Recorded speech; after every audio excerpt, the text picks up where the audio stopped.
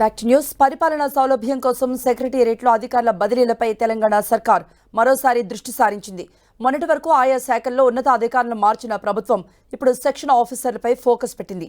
ఇప్పటికే పలు డిపార్ట్మెంట్లో మార్పులు చేసిన ప్రభుత్వం త్వరలో అన్ని శాఖల్లో మార్పులు చేర్పులు ఉంటాయని సందేశమిచ్చింది. దీంతో 10 ఏళ్లుగా ఆయా శాఖల్లో పాతుకుపోయిన ఉద్యోగుల్లో ఆందోళన మొదలైంది.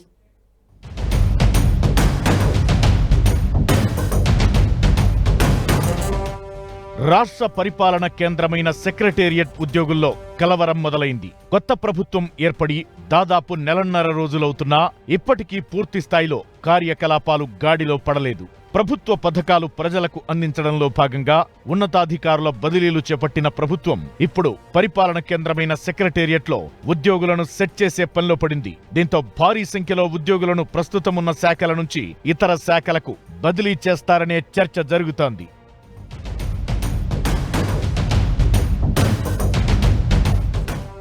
పదేళ్ల పాటు ఉద్యోగులు దాదాపుగా ఒకే చోట ఉండటంతో కొత్త ప్రభుత్వం ఆయా శాఖల్లో బదిలీలపై కసరత్తు మొదలుపెట్టింది. ముఖ్యంగా గత ప్రభుత్వంతో సన్నిహితంగా ఉన్నవారిని స్థానచలనం కల్పిస్తారని సెక్రటేరియట్లోని కొంతమంది ఉద్యోగులు చర్చించుకుంటున్నారు. ఇప్పటికే శాఖల వారీగా జాబితాను సిద్ధం చేసినట్లు సమాచారం.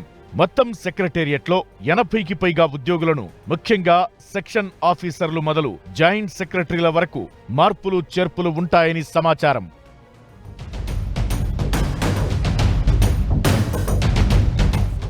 కీలకమైన శాఖల్లో ఫైనాన్స్, రెవెన్యూతో పాటు మున్సిపల్, విద్యుత్, నీటిపారుదల, హోంశాఖల్లో మార్పులు చేర్పులు ఉంటాయని సమాచారం. ఒక్క ఫైనాన్స్ శాఖలోనే 20 నుంచి 25 మందిపై బదిలీ వేటు పడుతుందని ప్రచారం జరుగుతోంది. ప్రస్తుతం బడ్జెట్ ప్రతిపాదనలపై వరుసగా సమీక్షలు జరుగుతున్నాయి. గతంలో బడ్జెట్ రూపకల్పనలో కీలకంగా వ్యవహరించిన పలువురు అధికారులను దూరంగా పెట్టారని తెలుస్తోంది. మార్పులు చేర్పులు చేసే ఆయా శాఖల్లో పదుల సంఖ్యలో ఉద్యోగులు ఉంటారని సెక్రటేరియట్ వర్గాల్లో టాక్ వినిపిస్తోంది.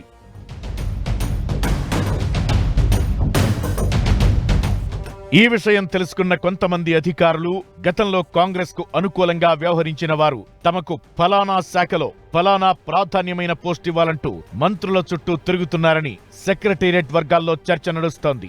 ఇందులో తమకు అనుకూలమైన కొందరి విజ్ఞప్తులను పరిగణలోకి తీసుకోవాలని నిర్ణయించినట్లు కూడా సమాచారం అందింది. ఇప్పటికే పనిచేస్తున్న వారిని బదిలీ చేసి వారి స్థానంలోకి కొత్త వారిని తీసుకురానున్నారు.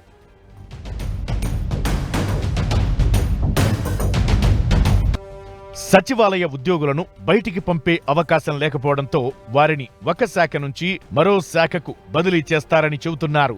ఇప్పటికే లిస్ట్ సీఎం కార్యాలయానికి చేరిందని, వాటికి సీఎం ఆమోదం తెలపడమే మిగిలిందని సెక్రటేరియట్ వర్గాల నుంచి వినిపిస్తోంది. తాము ప్రభుత్వ ఉద్యోగులమని, ఏ ప్రభుత్వం వచ్చినా విశ్వాసంతో పనిచేయడం తమ విధి అని, అంతమాత్రాన రాజకీయ పార్టీకి అనుకూలమనే ముద్ర వేయడం సరికాదని కొందరు ఉద్యోగులు వాపోతున్నారు. ఇప్పటికే ప్రభుత్వం పలు డిపార్ట్మెంట్లలో ఉద్యోగులను మార్చగా ఈ భారీ కుదింపుతో ఎవరెక్కడికి వెళతారో అని ఆందోళనలో ఉన్నారు ఉద్యోగులు.